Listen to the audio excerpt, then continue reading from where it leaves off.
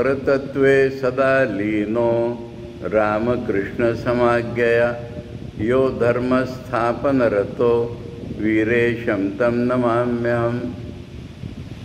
We have been studying Swami Vivekananda's Bhakti Yoga, and there seem to be 20 chapters in the book, along with the first 2 shlokas.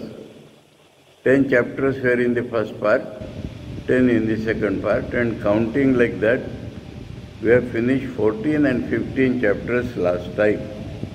And that was about Shandilya Bhakti Sutras, how the development of love takes place, starting from Sammana, Bahumana, Priti, Viraha, in that shape, and the final was Sarvatadbhav and Apratikulya. Now, the next chapter is 16th chapter. The higher knowledge and the higher love are one to the true lover. Higher knowledge. In Sri Ramakrishna's language, pure knowledge. He says, Shuddha Jnana and Shuddha Bhakti are same. That is Sri Ramakrishna's teaching. Now, higher knowledge means real knowledge. Lower knowledge means relative knowledge.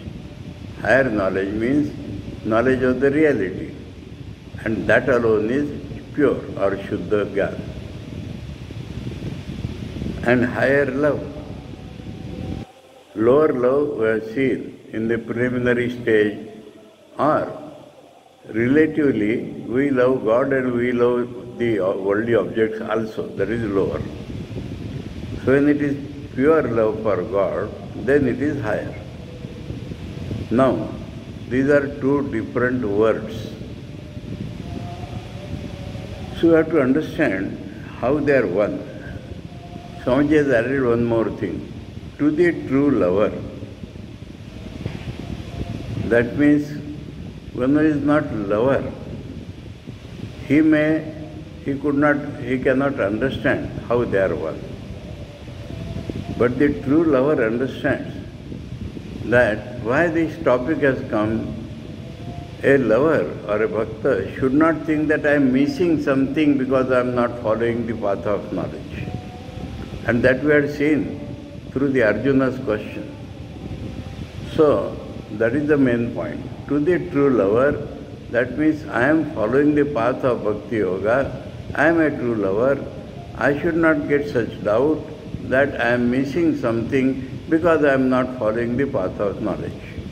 That is the purpose for which this chapter has come into existence. And so we have to understand that if we are true lovers, we are reaching the higher love, and that is not different from the true higher knowledge. So we are not missing anything. Now the question is, why there are 2 names? So I would like to explain something which I might have done previously. Please listen attentively before starting to read the chapter. I must explain. Because Sri Ramakrishna has said, Shuddha Bhakti and Shuddha Jnana are the same thing. Now, here same thing to the true lover, only for this purpose that the true lover should not think I am missing something. Now, what is knowledge and what is higher knowledge or highest knowledge? Knowledge is not information I have been telling you. Knowledge is change of consciousness I have been telling you. Now, the approach of a man who follows knowledge is analytical, and he believes more on his faculty of analysis, which belongs to the intellect. Not that it has no heart. Without heart he cannot proceed. But the predominance is given to the reason or the faculty of analysis. Now, as soon as we analyze the world, what do we find? That the world is changing every moment. We are changing every moment. The objects are changing every moment. There is nothing in the world which is not changing. And if he is a follower, if he follows his own analysis, let me ask a question to one who has understood this. What is the thing? We say everything changes. I give an example. We make this furniture, this table, and say for 100 years, nothing will happen to this table. Is it right? If nothing happens to this table after 100 years, then nothing will happen eternally, mind you. Because nothing will happen means after 100 years, the table will be in the same position which it is today. Then only you can say nothing will happen. Then count 100 from there, 100 from there, so eternally nothing will happen. But if the table is going to crack someday, the change has started from the time, the moment the table has been made. Everything in this world is a combination, and compound always must get decomposed. Another example I give. We are constructing a building, and we have made one pillar, the centering ready, and many pillar centerings we have made ready. And one pillar we have filled with RCC, cement concrete, we have filled it. By the time we go to start filling the other pillar, this pillar has started decomposing that very second. Then how do you say nothing will happen for 100 years or 200 years? A crack will not appear. But if after 200 years even a crack has appeared, has it suddenly appeared? How can there be any sudden thing in this world? Decomposition has started. And that decomposition gradually, slowly has come to this state that a crack is seen. So the world is called Nashvara Kshanabhangura, changing, breaking down every moment. Now my question is, which we call, how it appears real to us? Only because we have given a name to that. We discussed this when we discussed the mantra Om. If there is no name called a table, it is wood. If there is no name wood, it is a matter. If there is no name matter, it is Brahman only. Everything is real in Brahman. When we give it a name, it appears to be separately real, but it is changing every moment. So the table of yesterday is not the table of today. Then what we are calling the table? Yesterday's table or today's table? Yesterday's man or today's man? He has changed.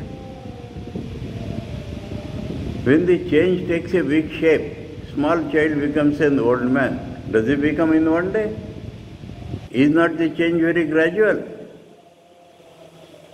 Now suppose people are staying together and one man's physical appearance is changing every day. It is not recognized by the people who are staying with him because their mind also is changing with that. And somebody who visits him after say 4 years, 5 years, he says, oh, you have changed so much. Now who has changed? Whom do you call you? This is the Buddhist analysis, mind you. Very strong in analysis are the Buddhists. They say if you understood that the thing is changing every moment, nothing is real. Nothing is real. Then how it appears real? Because there is Brahman as its reality. There is Brahman in the background. So it appears real. It appears separately real only because you have given a name. But the very fact that it appears real though it is not real, every changing, every moment can never be real, but it appears to be real only because of Brahman. Now this is knowledge. On analysis I find everything is changing every moment. When I push this knowledge further, I understand that nothing is real, that the world is not real. But it appears real.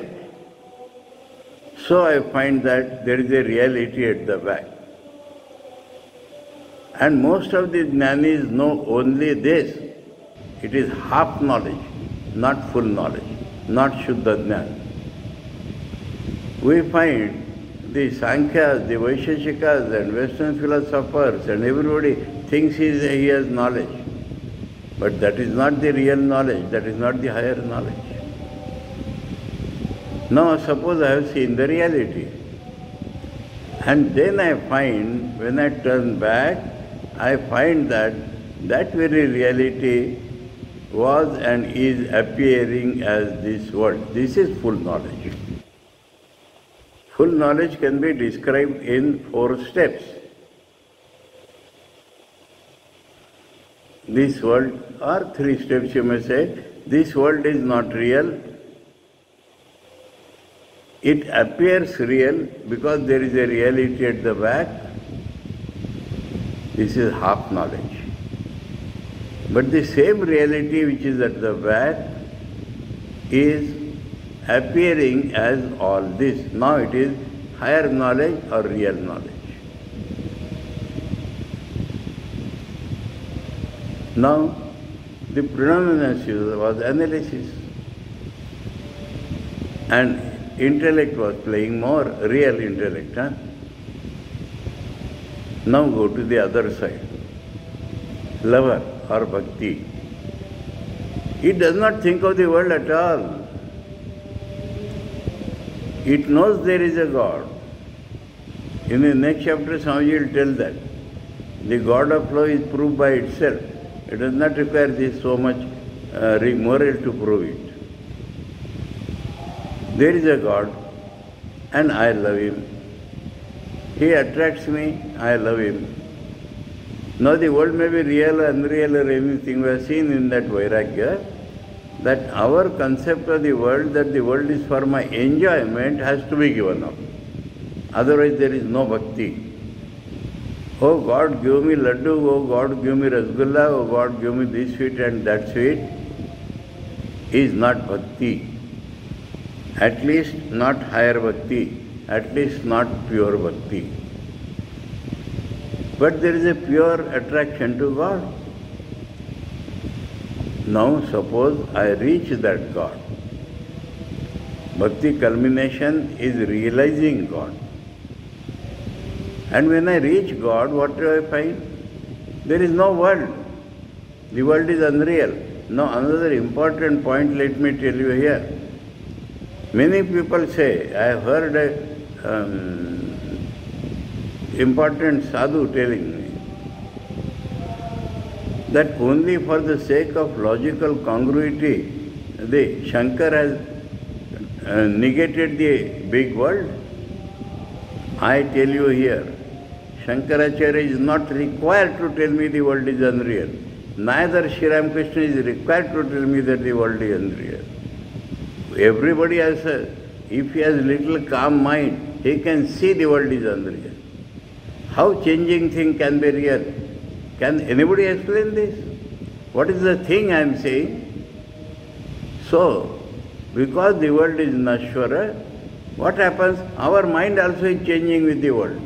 And so we do not understand the changes of the world. Suppose we are standing on a platform and the train is moving. We understand the train is moving because we are on the platform. Now if we are also, now the earth is moving, we do not feel it because we are also moving with the earth. So when our mind changes, we cannot understand the changes of the world. That is what the science of Vipassana teaches us. So, the world is changing means the world is unreal. No philosopher is required to tell me this. If I am calm enough, if I am not indulgent enough, if I have really rational thinking, I clearly see that the world is unreal. Next question is how it appears real, and that I see is that there is a reality at the back. This much everybody understands. But when we realize the reality at the back and turn back, we find that the same reality is appearing as this world. That is real knowledge. Now a bhakta knows there is God, and he attracts me, and I love him, and the world is real, unreal, enjoy, non-enjoy. World is not a place for enjoyment for me. That has to be given up. Swamiji has told me. But I am not bothered whether the world is real or unreal. And if I realize God, will the world remain? If the world also remains and I realize God, there is no realization of God. So when I realize identity with the God, when I realize that the God is one without a second, the world vanishes. And then God is the world. God appears as the world. From the beginning I feel it is God's world. God appears as the world. So the final point is same. Bhakti is not higher till it understands that the world as it appears is unreal. The bhakti is not final or higher till it seeks something of the world also while worshipping God. Not at all. When the world drops from his mind and only God remains, he also drops from his mind, only God remains, then that is the higher love. So, now we are in the same point. Approach has been through the heart. Approach has been through the feeling psyche.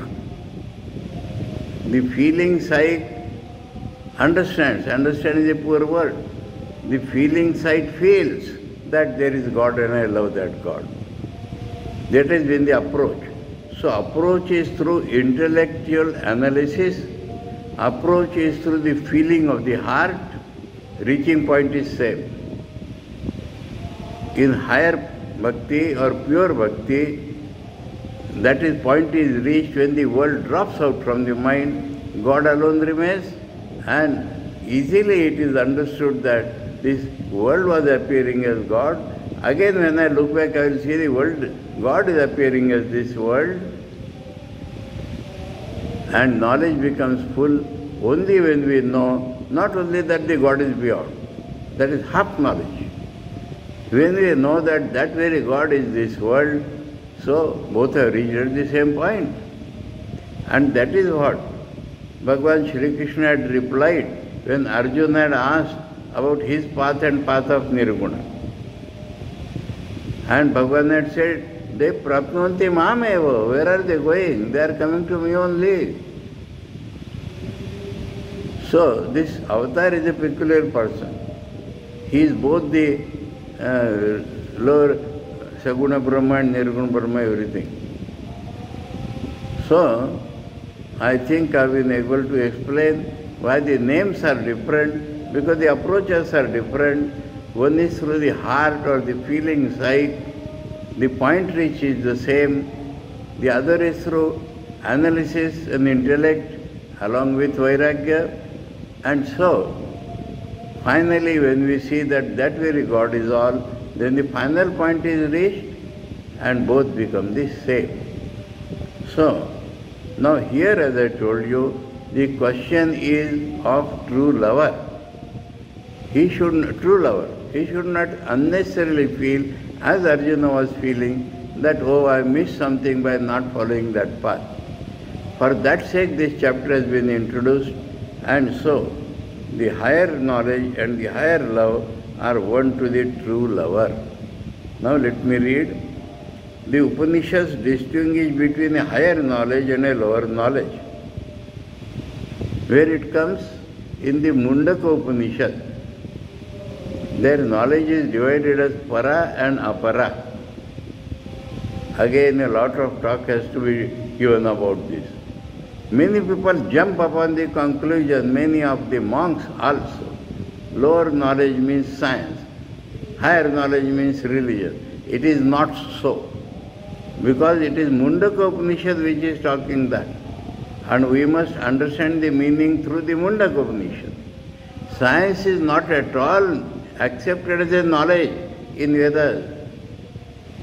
Knowledge obtained by five senses and reasoning built thereon is not accepted as knowledge. Knowledge means beyond the senses. Knowledge means subtle knowledge. Knowledge means knowledge of consciousness. Knowledge means now within that higher knowledge, the relatively higher knowledge, that is called knowledge.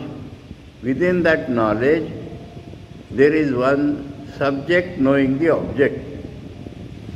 Devata Jnana, Karma Phala Jnana, the knowledge of the subtler entities, knowledge of the mind, knowledge of what is called Karma Kanda, this is lower knowledge. In the Mundaka Upanishad, lower knowledge is defined as all the Vedas and all the Vedangas. Then where do we go? Upanishads are included in the Vedas. So he says Upanishads are taken as words, that is lower knowledge. What is higher knowledge? Knowledge of the common reality.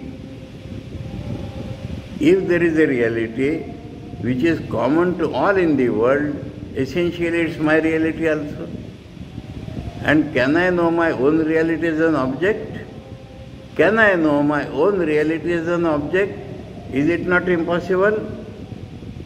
So the way to know itself is different, and that is called distinction between a higher knowledge and a lower knowledge. The higher knowledge is that which is according to the nature of the reality. Generally in science it is said objective. That the world is object itself is a subjective thought. According to the nature of the reality. And the common reality is one without a second. So the knowledge is not A knowing B, A knowing his own real nature, which is very different. That is higher knowledge. That is Paravidya. So, not science and religion. Religion, as we understand it, the ceremonial part is lower knowledge. Only the knowledge part. Only where I know my own real nature, that is called higher knowledge.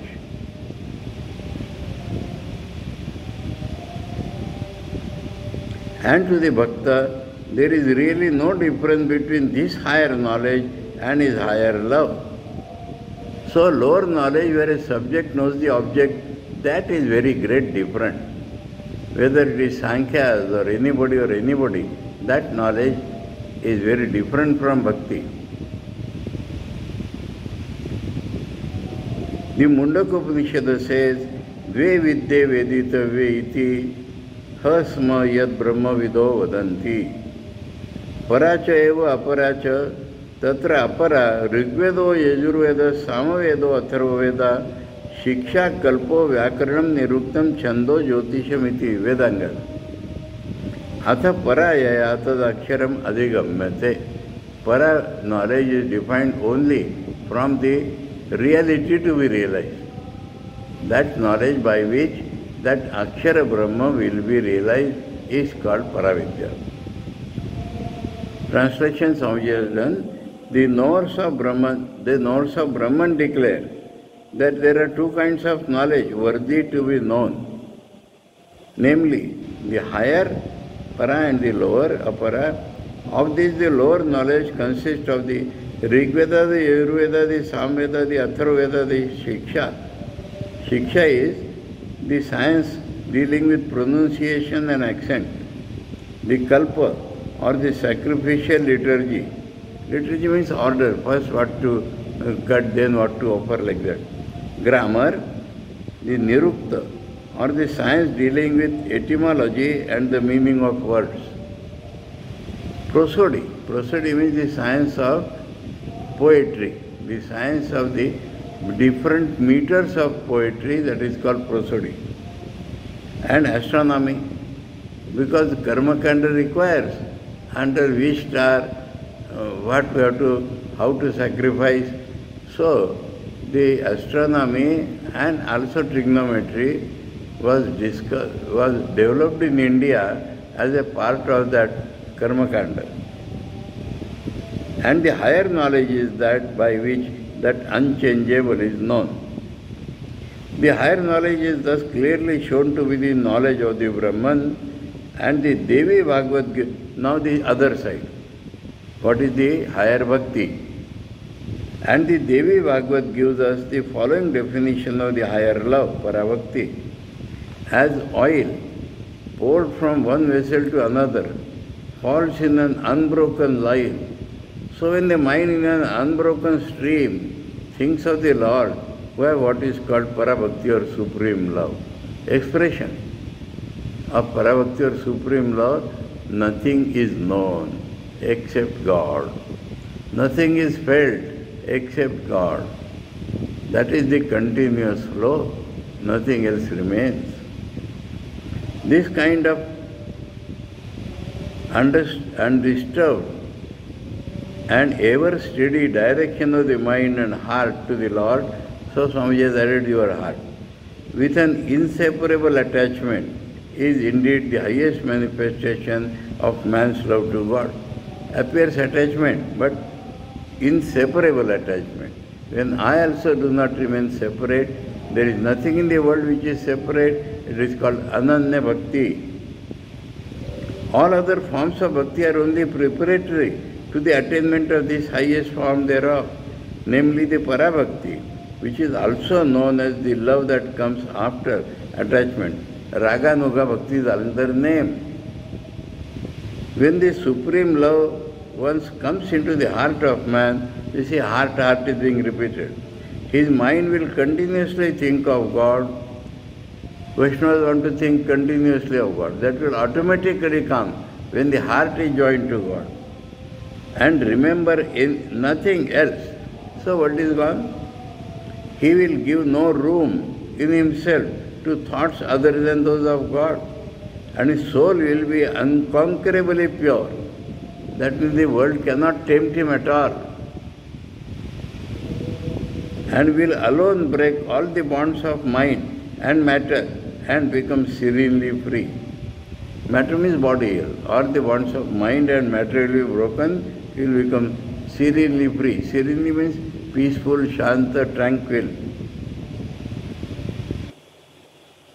He alone can worship the Lord in his own heart.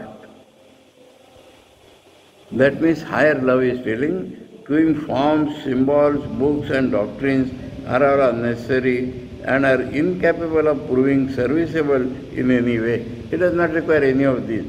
They become distraction. It is not easy to love the Lord thus. Ordinarily, human love is seen to flourish only in places where it is returned. I want God to love me. Where love is not returned for love, cold indifference is the natural result. There are, however, rare instances in which we may notice love exhibiting itself even where there is no return of love. Example, let me give this. Example only proving. Once it so happened that when Swami Vivekananda, Narendranath, went to Sri Ramakrishna, he did not talk to him.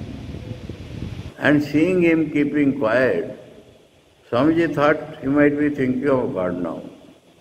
So he went to the adjoining veranda and was talking with somebody else. He heard Sri Ramakrishna talking with others. So when he came back to the room, Sri Ramakrishna stopped talking. He remained there for many hours before he went back. Again he came. For 1 month it happened like that. Sri Ramakrishna never talked one word to Swami Vivekananda, though he was talking to others. and Swami Vivekananda did not stop his coming. We may say Sri Ramakrishna was testing him. We may say Swami Vivekananda won. We may say even Sri Ramakrishna lost. He did not lose, he was testing. So after 1 month, he asked Narendranath, he talked. Swamiji also did not talk. Then why do you come when I do not talk to you? Swamiji has his own way of telling. Who comes to listen to your talk? Who comes to listen to your talk? I love you, so I have come to see you. Sri Ramakrishna says anybody else would have run away by now. You understand love now? No return of love. 1 month. Why do you come when I do not talk to you? I do not come to listen to your talk. I love you, so I come to see you.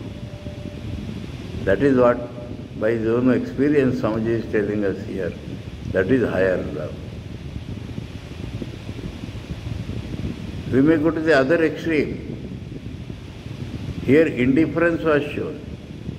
Suppose the other party scolds you, beats you, you still love it. That is the real love.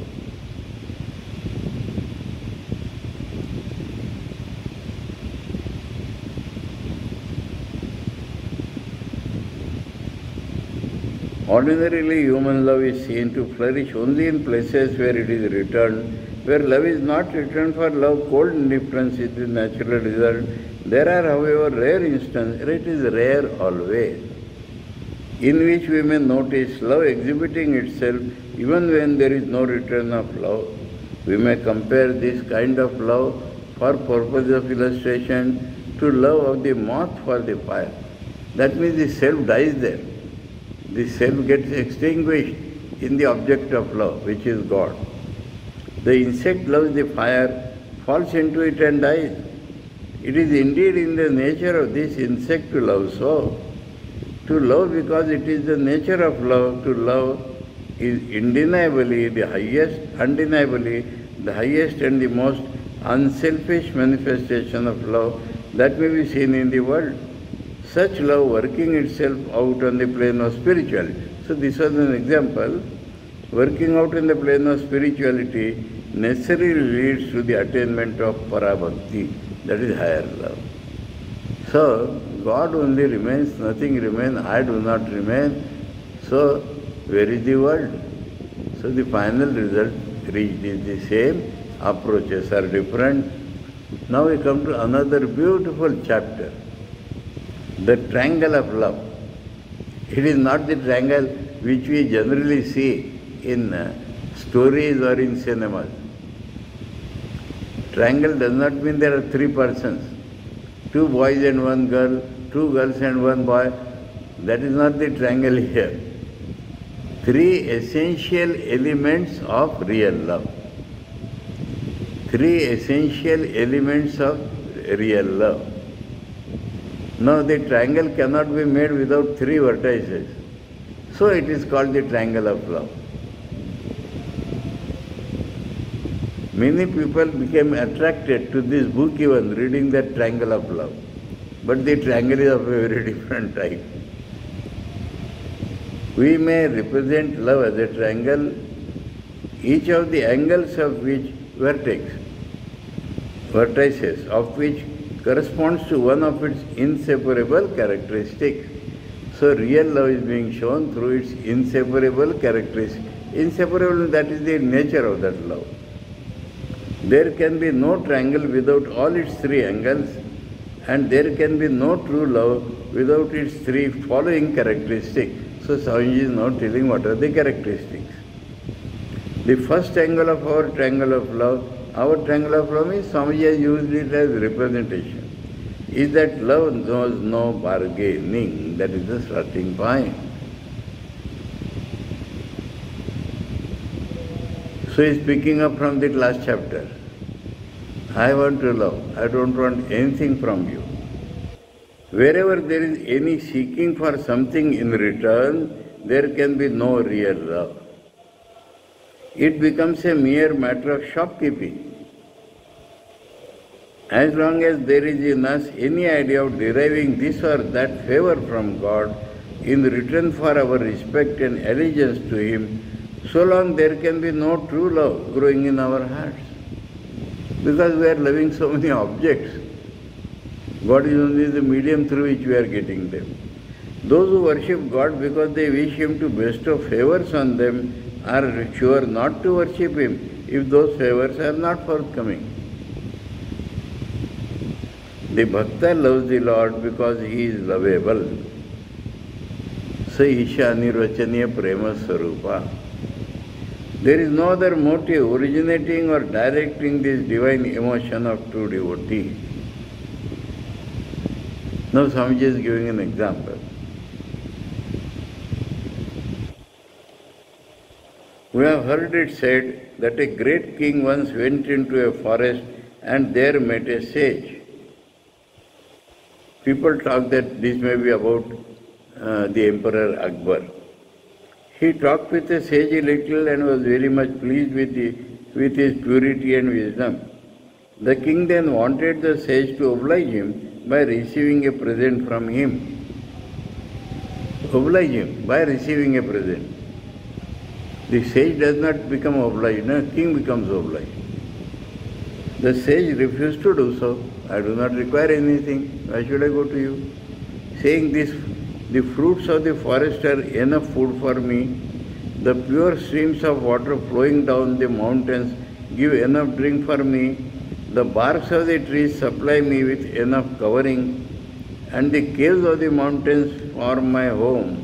Why should I take any present from you or from anybody?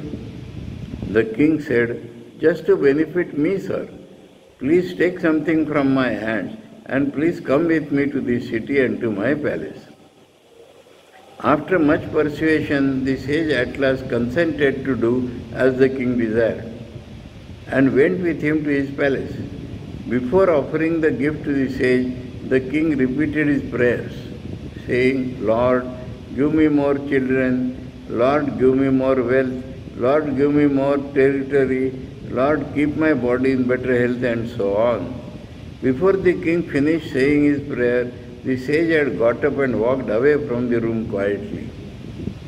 At this the king became perplexed and began to follow him, crying aloud, Sir, you are going away, you have not received my gifts. The sage turned round to him and said, I do not beg of beggars. You are yourself nothing but a beggar, and how can you give me anything? I am no fool to think of taking anything from a beggar like you. Go away, do not follow. So from God Himself they do not want anything. What they will want from anybody?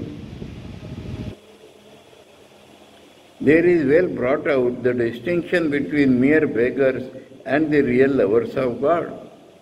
Begging is not the language of love. To worship God, even for the sake of salvation or any other rewards, is equally degenerate. That is what the Bhakta said, I don't want mukti. I want to love you. Now love automatically gives mukti, that we have seen in the first chapter. But that is not the Bhakta is seeking. Allow me to love you.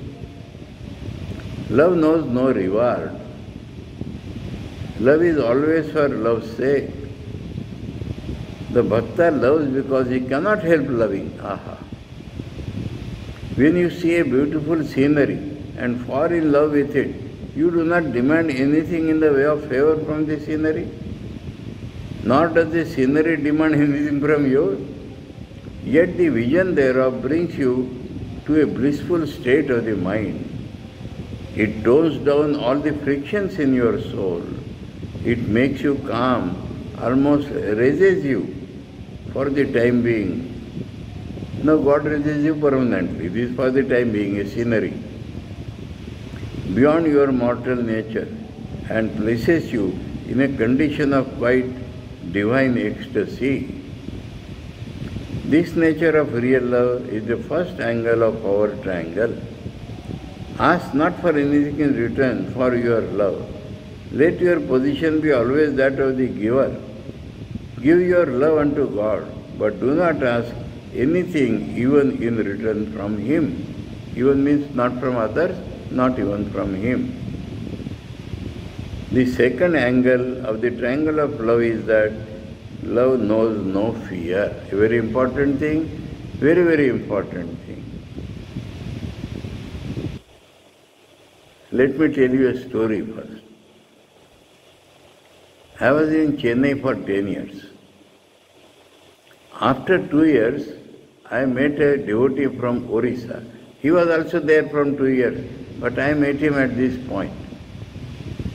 Now, Odisha, we have the Lord Jagannath, and the whole atmosphere is full of love. He is asking me, Swamiji, is there no difference between fearing God and loving God? That was his experience in Tamil Nadu. Excuse me if there are any Tamilians. What we see in Tamilian temples, especially in Murugan temples, Murugan means son of Shiva, Lord Subramanyam. They call him Murugan. Now they go to a Murugan temple and punish themselves and hold their ears and do sit-ups as if God is angry and they want to appease him. And this, that person from Orissa had seen. And in Orissa, when I had gone to, he had taken me to his place for lectures. There he took me to another devotee's house.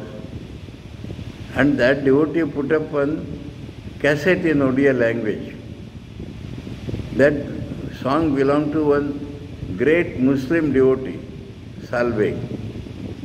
And he is telling, oh Kalya, you do not understand our difficulties.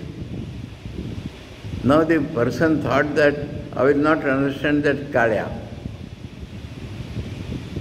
So told me, Swami, do you know what is Kalya? Oh, you blackie.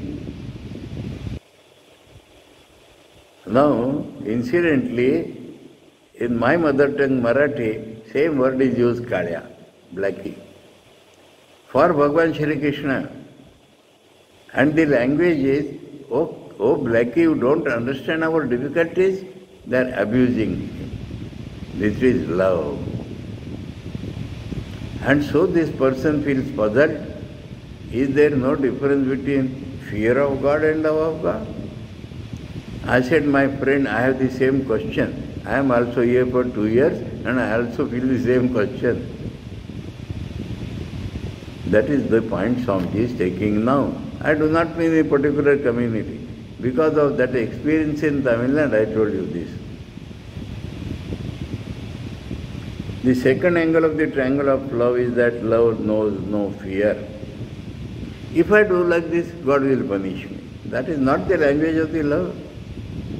Those that love God through fear are the lowest of human beings, quite undeveloped as men. I am using a strong language now, because he is telling the triangle of love. They worship God from fear of punishment. He is a great being to them with a whip in one hand. To them he is a great being with a whip in one hand and the scepter in the other. If they do not obey him, they are afraid they will be whipped. It is a degradation to worship God through fear of punishment. Such worship is, if worship at all, the crudest form of worship of love. So long as there is any fear in the heart, how can there be love also? Love conquers naturally all fear. That is why it is the one point of the triangle. Think of a young mother, Swamiji is giving an example. Think of a young mother in the street and a dog barking at her. She is frightened and flies into the nearest house. But suppose the next day she is in the street with her child and a lion springs upon the child. Where will be her position now? Of course, in the very mouth of the lion, protecting her child.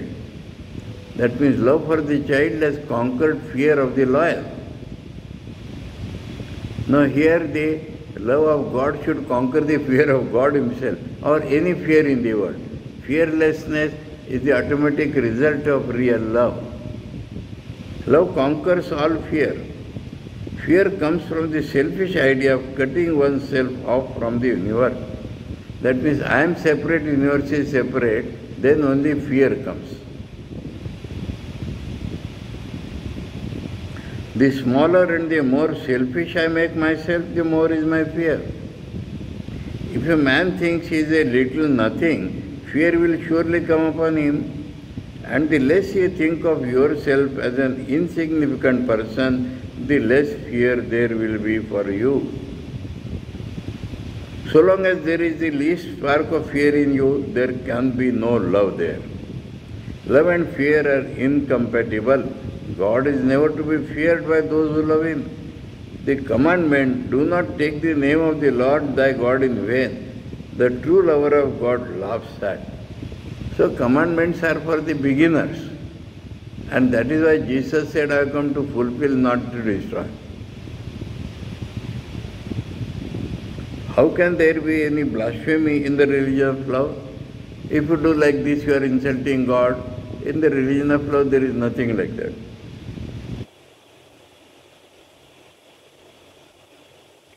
The more you take the name of the Lord, the better for you. In whatever way you may do it, you are only repeating His name because you love Him. Example, a child is seeking his mother. So he says, mother, mother, mother. Now the mother comes, takes the child on the lap, and even then the child goes on saying, mother, mother, mother. Is it for getting her? When he tells mother, mother, mother, he feels that she is my mother. To express this love, he is taking this name, not for calling upon God. That is love. So Swamiji has explained, love knows no fear. So long as there is fear, there is no real love. The third angle of the love triangle is that love knows no rival. That is very important. I love God. Somebody else loves God. He is not my rival. God is infinite. I love God. I do not love anything else. That is also the meaning of rival. I love God because God is the only reality. This is the highest point of the triangle of love. And this Swamiji is explaining at little length. The third angle of the love triangle is that love knows no rival, for in it is always embodied the lover's highest ideal. What is God? My highest ideal. We have started from that Samman and Bhauman. And therefore I love Him. Any other thing does not stand in my mind. True love never comes until the object of our love becomes to us our highest ideal. Till then true love will not come. We want God also, we want some material things also, we respect so many people also, all this will not come. It may be that in many cases human love is misdirected, Swamiji is showing it now, misdirected and misplaced. But to the person who loves, the thing he loves is always his own highest ideal. Swamiji is showing the examples in the world. One may see his ideal in the vilest of beings, and another in the highest of beings. Nevertheless, in every case, it is the ideal alone that can be truly and intensely loved. Important thing, God is my ideal. The highest ideal of every man is called God. This is the definition of God. The highest ideal of every man is called God. Ignorant or wise, saint or sinner, man or woman, educated or uneducated, cultivated or uncultivated, cultured Swamiji means, to every human being the highest ideal is God. This synthesis of all the highest ideals of beauty, of sublimity and of power. People say Satyam Shivam Sundaram. Swamiji is telling beauty, sublimity and power.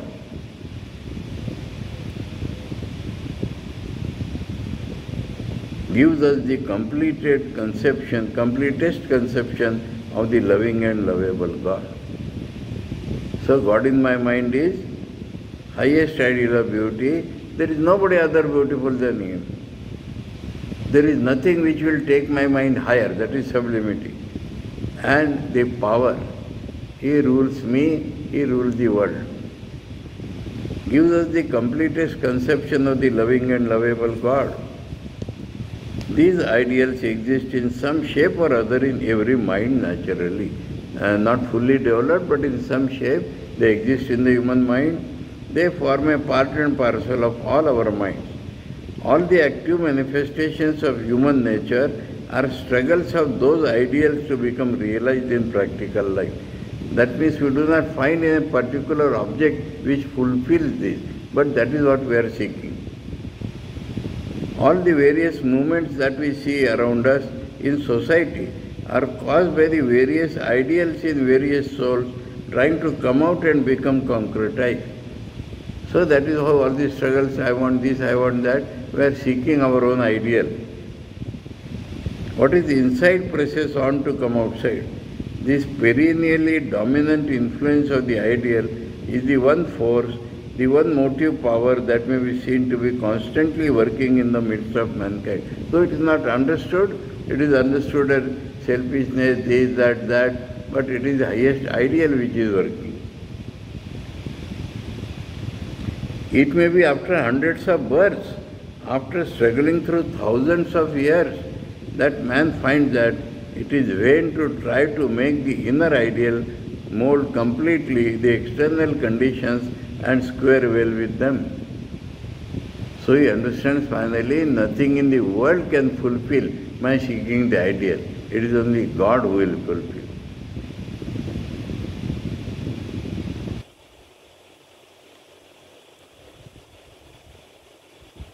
After realizing this, he no more tries to project his own ideal on the outside world, but worship the ideal itself as ideal. That is God only. From the highest standpoint of love, that's all. This ideally perfect ideal embraces all lower ideals. That is why the love for God becomes one-pointed. All our lower ideals are included in the highest ideal. He is everything for us. In the Ramanuja style, Ananta Kalyana Gunadhar, Nikhila Kalyana Gunadesh, they are the epithets of God. Everyone admits the truth of the saying that a lover sees Helen's beauty on the Ethiop's brow. That means somebody has a conception of beauty inside, and apparently he is loving somebody ugly. He is not seeing that ugliness. Inside that ideal itself he is seeing there. So he is loving his own ideal as put on some object. And that is what happens in this world. The man who is standing aside as a looker-on sees that love is here misplaced. But the lover sees his Helen all the same and does not see the Ethiop at all. Helen or Ethiop, the objects of our love are really the centers around which our ideals become crystallized. So ideal is inside, we find it on some object and love that object.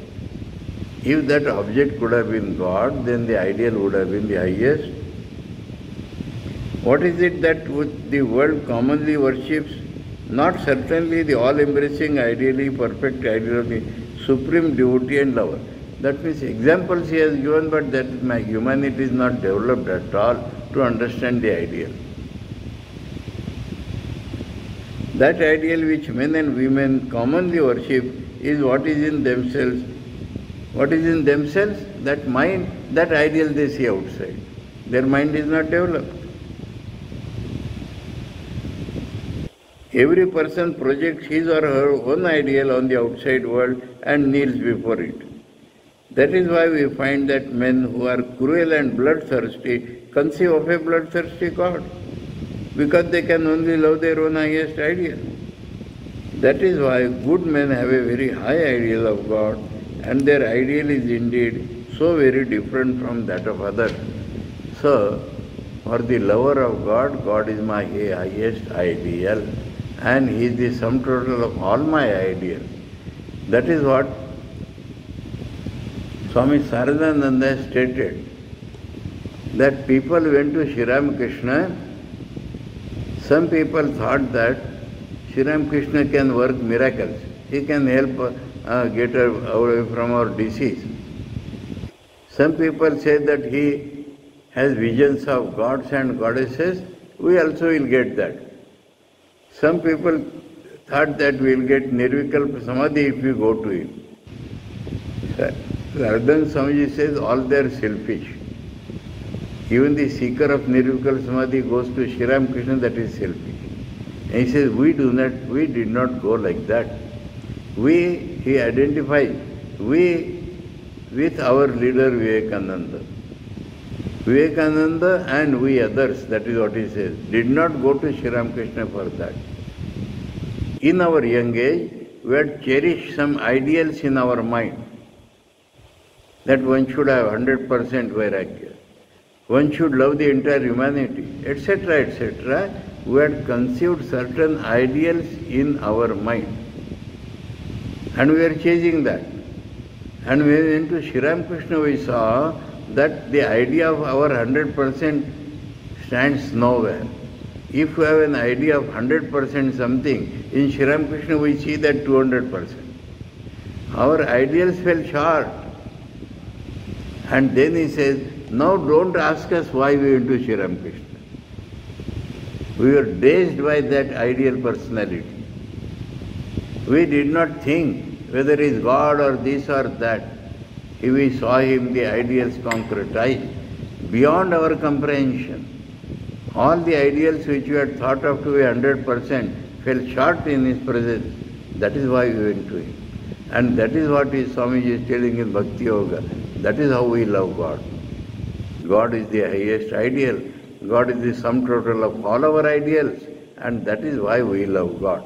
Unless that comes, the triangle of love does not get completed.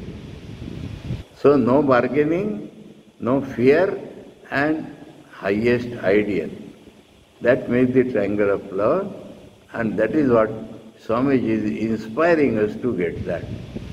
Om Paratatve Sadalino Ramakrishna Samagyaya Yo Dharma Sthapana Rato Viresham Tam Namamyam. Om Shanti Shanti Shanti. Hare Om Tat Sat. Shri Ramakrishna Arpanam.